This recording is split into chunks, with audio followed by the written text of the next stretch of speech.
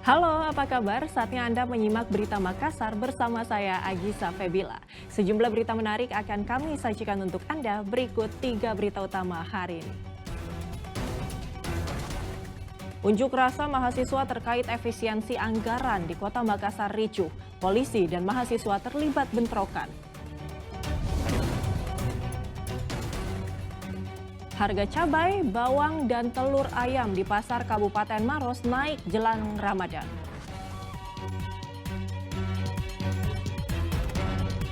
Rumah di pinggir jalan Trans Sulawesi, Kelurahan Tanete, Kabupaten Baru hancur ditabrak truk.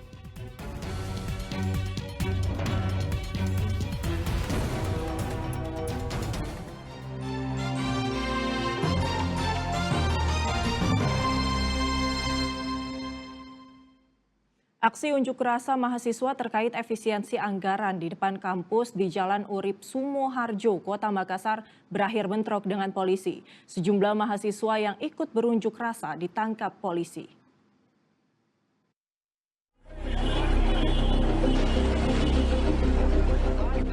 Bentrokan antara polisi dan mahasiswa ini pecah di depan kampus Universitas Muslim Indonesia di Jalan Urip Sumoharjo, Kota Makassar pada Senin malam.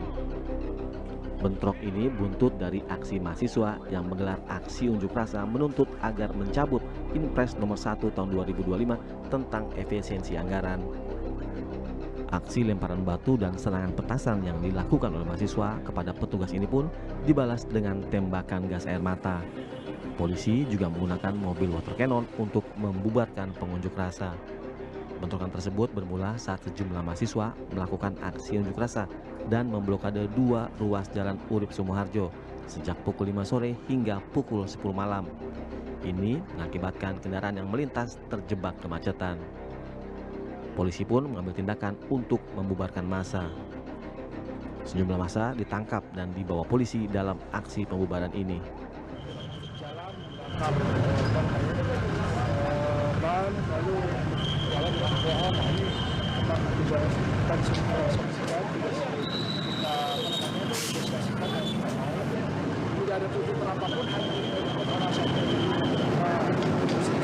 Ada yang diamankan atau bagaimana? Berapa banyak yang diamankan, Bang? Yang diamankan itu ya jumlahnya masih tidak semua. Jadi yang Aksi unjuk rasa ini juga dilakukan oleh sejumlah elemen mahasiswa di Kota Makassar. Mahasiswa mengkritik kebijakan efisiensi anggaran yang dianggap tidak sejalan dengan kepentingan rakyat. Raisa Habu melaporkan dari Makassar.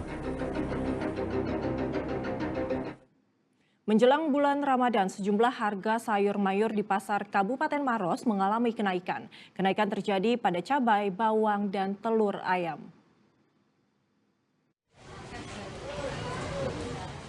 Harga-harga sejumlah kebutuhan pokok di pasar tradisional modern Buta Selewengan, Kecamatan Turikale, Kabupaten Maros naik menjelang bulan Ramadan.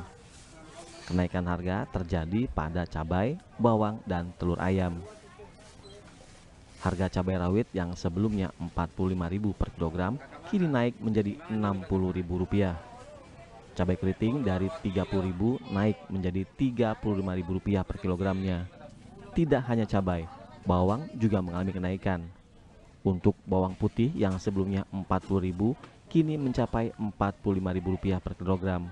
Sedangkan bawang merah dijual antara Rp30 hingga Rp40.000 tergantung dari kualitasnya. Selain itu, harga telur ayam juga mengalami lonjakan. Jika sebelumnya dijual Rp50.000 per rak, kini naik menjadi Rp55.000 per raknya. ayamnya 55 ya. Biasanya 50, sekarang 55. Sudah mulai ramai, Pak. Baru lumayan kan, menjelang puasa ini Mulai banyak permintaannya, Pak. banyak lumayan. Mulai rame ya. Menjelang Ramadan. Ada tidak yang protes biasanya? Kenapa harganya naik? Bisa ada harga cabenya kenapa mahal. Tapi tetap membeli ya? Iya. Karena bahan pokok. Karena ya? bahan pokok. Untuk cabai keriting sendiri berapa per kilo? Kalau cabai keriting dari harga 30. 2 minggu yang lalu 30.000, sekarang 35. 35. Untuk cabai rawit? Cabai rawitnya 45. Sekarang sebelumnya 45, sekarang 60. 60 ya. Kalau Warga dan pedagang berharap pemerintah dapat menstabilkan harga kebutuhan pokok jelang memasuki dan pada bulan Ramadan. Raisa Habu melaporkan dari Kabupaten Maros. Kesal tak diberi makan dan uang, seorang pemuda di kota Makassar tega menganiaya ibu tirinya dengan senjata tajam. Selain itu, pelaku juga sempat menganiaya tetangganya sendiri hingga terluka.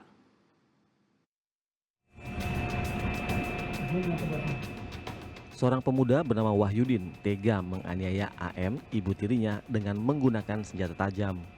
Kejadian ini terjadi di rumahnya sendiri di Jalan Malangkeri, Kecamatan Tamalate, Kota Makassar. Ini terjadi saat korban hendak masuk ke dalam rumah.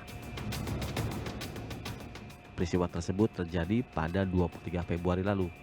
Saat itu korban yang hendak masuk ke dalam rumah ditahan oleh pelaku. Saat yang bersamaan, pelaku Wahyudin juga meminta uang dan makan kepada korban AM. Karena tak diberi, pelaku yang dalam kondisi mabuk lalu mengambil sebilah parang dan menganiaya ibu tirinya hingga mengalami luka yang cukup parah pada bagian punggung kanan. Bahkan tetangga korban juga ikut terluka akibat kemarahan pelaku. Saat hendak ditangkap polisi, pelaku sempat bersembunyi di rumah kosong dekat lokasi kejadian. Polisi juga menyita sebilah parang yang digunakan pelaku untuk menganiaya kedua korban. Lelaki Wahyu dalam keadaan mabuk. Masuk ke rumah. Minta makan, terus minta uang lagi. Dan tidak diberikan, maka terjadilah penganiayaan tersebut.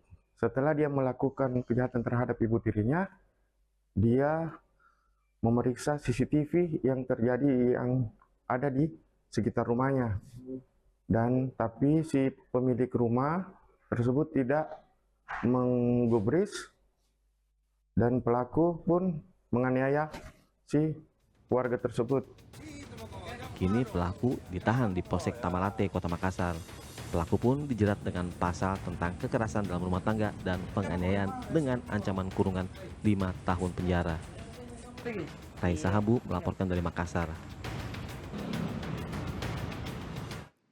Remaja pelaku pencuri besi rangka konstruksi di Panakukang, Kota Makassar ditangkap polisi. Polisi yang melakukan penyelidikan juga menangkap seorang penadah yang membeli besi hasil curian.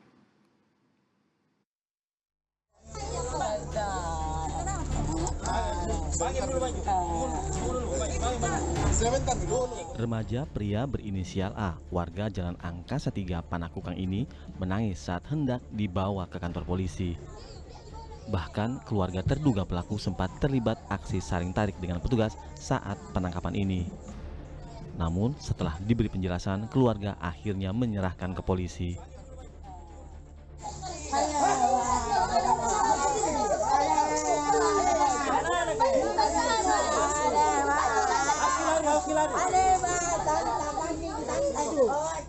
Berdasarkan hasil rekaman CCTV dan penyelidikan, remaja berinisial A ini terekam kamera pengawas mencuri puluhan batang besi rangka konstruksi atau scaffolding di salah satu rumah di Jalan Angkasa 1, Kecamatan Panakukang, Kota Makassar. Selain itu, polisi juga menangkap Rahim, pria yang diduga sebagai penanda besi yang dijual remaja terduga pelaku.